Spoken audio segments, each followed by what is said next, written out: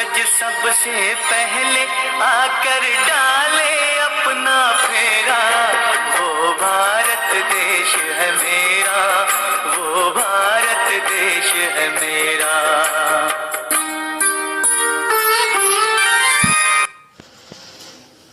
सकाळी सकाळी हे का गाणं आठवलं?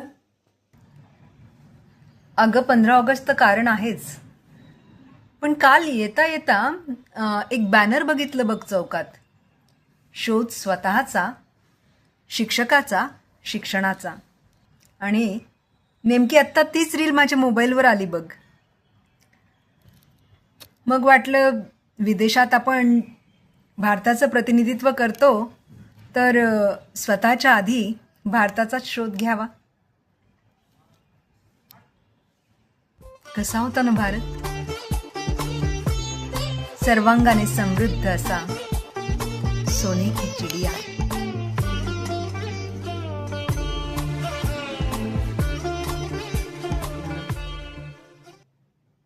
जहाँ हर एक बालक मोहन है और जहाँ दूध की नदियाँ बहती थी कभी वह भारत देश हमारा. खरंच आधीच्या काळी किती दूध दही असायचं ना. म्हणजे भीम तर हंडेच्या हंडे प्यायचा आणि कृष्ण स्वतः तर लोणी खायचाच, पण मित्रांना देखील वाटायचा.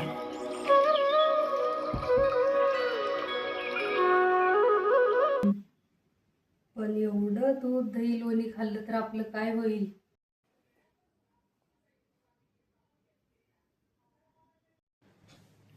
आधीच आडवे आणखीन आडवे होऊन आडवेच जाऊ. जाऊ दे, टेन्शन नको घेऊ. पुराणातली वांगी पुराणात. ते काय खरं थोडीच आहे, त्यात काय काल्पनिक कथा आहेत. काल्पनिक? अगं इतिहास आहे आपला, जाज्वल्य इतिहास. इतिहासाचे घोर अज्ञान हा एक अपराध आहे. इतिहासाचे यथार्थ ज्ञान ही एक वैचारिक आवश्यकता आहे. भारताचं गतवैभव पुन्हा प्राप्त करायचं असेल तर शोध घेतलाच पाहिजे. स्वतःचा, शिक्षकाचा, शिक्षणाचा. गेलो तू.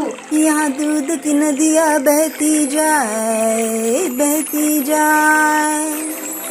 यहाँ दूध की नदियाँ बहती जाए, यहाँ दूध की नदियाँ बहती जाए, बहती जाए. तरी दुधाचा प्रयोग काय करताय? दुधाचा काय फॉर्म्युला आहे? What is the chemical formula for milk? I think you guessed it right. If not, keep watching. H2O, CH4N2O, CH3, CH216, COOH, Na2, CO3. एवढा मोठा फॉर्म्युला? एवढा मोठा दुधात असतं तरी काय? Oh God, such a long formula. But what are the components of milk? I didn't understand.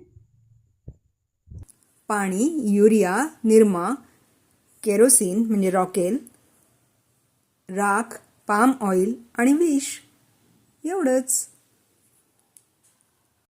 It's totally polluted, right? आणि याच्यामुळेच FDA ॲक्शन मोडवर आहे. खरंय, आज सगळ्या अन्नपदार्थात भेसळ आहे, म्हणूनच FDA ॲक्शन मोडवर आहे. दूध व तत्सम पदार्थांमध्ये भेसळ आढळत असल्याने तुकाराम मुंढेंची FDA ॲक्शन मोडवर आली आहे. राज्यभरात छापेसत्र राबवून हजारो लिटर संशयित व भेसळयुक्त दूध नष्ट करण्यात आलं असून अनेकांवर गुन्हे दाखल झाले आहेत.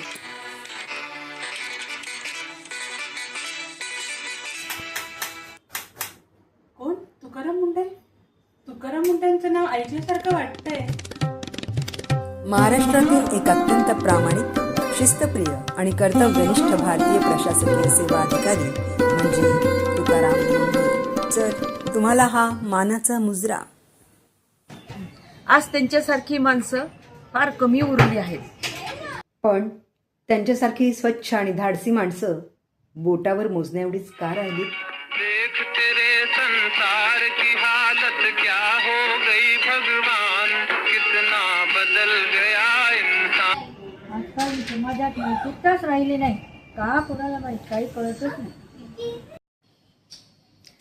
ही हरवलेली नैतिक मूल्य समाजात पुन्हा रुजवण्यासाठी, फुलवण्यासाठी शिक्षण क्षेत्रात आमूलाग्र बदल व्हायला हवेत. त्यासाठी शोध घेतलाच पाहिजे स्वतःचा, शिक्षकाचा, शिक्षणाचा.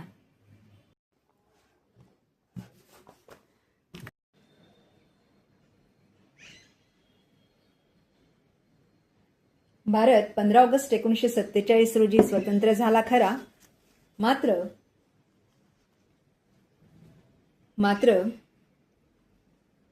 विचारांच्या गुलामगिरीत आपण अजूनही अडकलेले आहोत.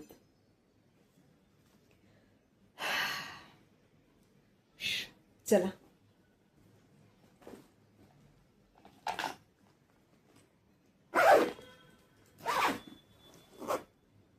खरंय, विचारांच्या गुलामगिरीत अजूनही आपण गुरफटलेलो आहोत. नशेत तर्र होऊन झोकांड्या खात जाणारा तरुण तरुणींचा घोळका. हॅलो, काय बघत बसलीस? ती नेहमीच आहे ते. त्यात काय नवीन?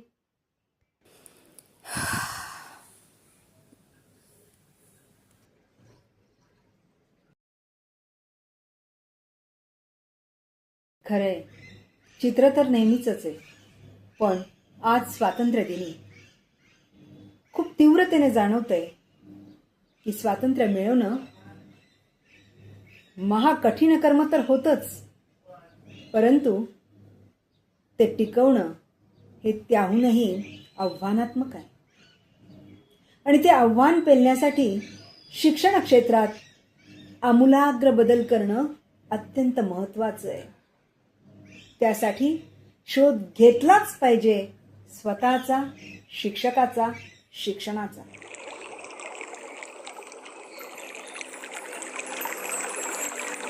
हॅलो, कुठे हरवलीस? बिल भर आधी. बारीक अक्षर दिसत नाही मला. हां.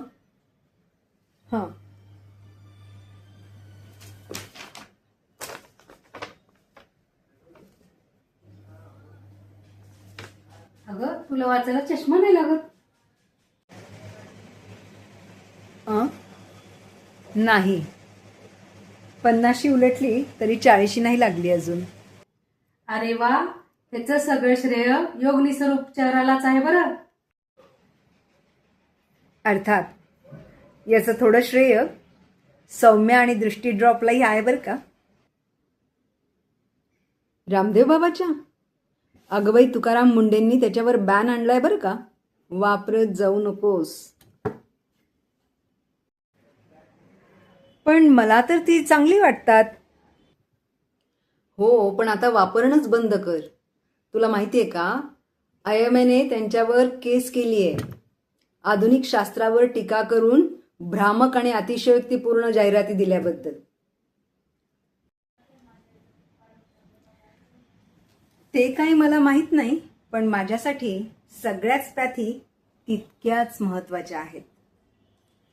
एक रुग्ण आणि योग निसर्गोपचारक म्हणून फर्स्ट हँड एक्सपिरियन्स आहे, आणि त्यातून पावलोपावली 1 हत्ती आणि 5 दृष्टिहीनांची कथा अनुभवत असते.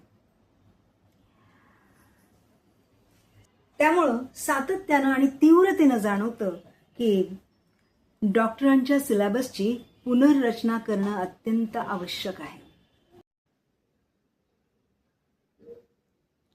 अगं बाई, ही काय बडबडत बसलीये देव जाणे. चला विषयच बदलून टाकूयात.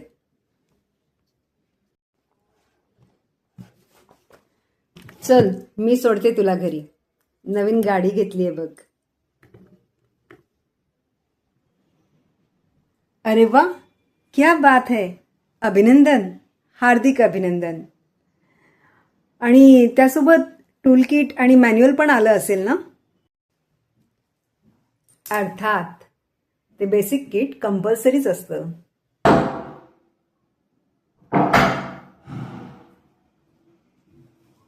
तेच आपल्या गाडीचं मॅन्युअल आणि टूलकिट प्रत्येकाकडे असायला हवं.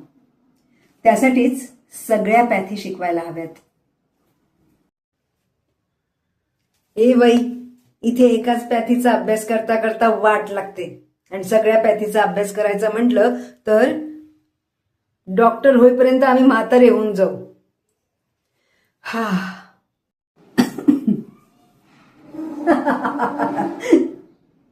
नाईस.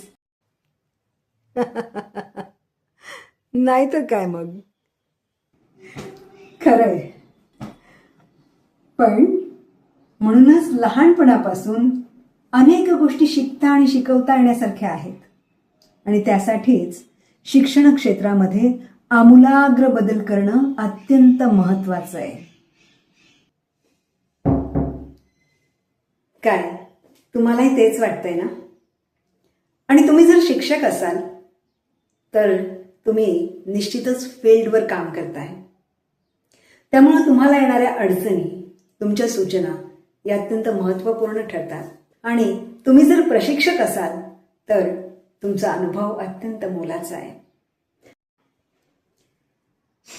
तेव्हा शिक्षण परिषदेत सहभागी व्हा, आपलं मत बिनधास्त मांडा. चला तर शोध घेऊया स्वतःचा, शिक्षकाचा, शिक्षणाचा, परमोच्च उत्कर्ष साधूया मानवाचा.